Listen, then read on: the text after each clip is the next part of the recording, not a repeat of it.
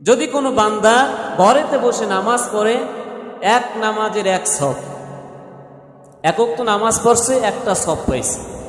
যদি কোনো বান্দা পাঞ্চেখানা মসজিদে নামাজ পড়ে, তাহলে তার জন্য 25 গুণ সব। বলেন সুবহানাল্লাহ। যদি কোনো বান্দা জামের মসজিদে, জুমার মসজিদে নামাজ পড়ে, তার জন্য 500 গুণ সব। সুবহানাল্লাহ। যত সুবহানাল্লাহ কইবেন অত নেকের আমল ভারী হবে। জোরে বলুন না সুবহানাল্লাহ। যত আরবি হরফ আদায় করবেন, প্রত্যেকটা হরফে আপনি 10টি করে নেকি পাইবেন। লাভ আছে, লস নাই। কথা বলেন ঠিক কিনা?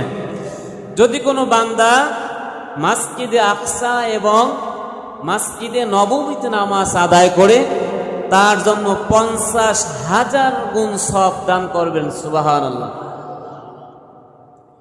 যদি কোনো বান্দা মসজিদে হারামে নামাজ আদায় করে, তার জন্য 1,00,000 গুণ সওয়াব দান করা হবে।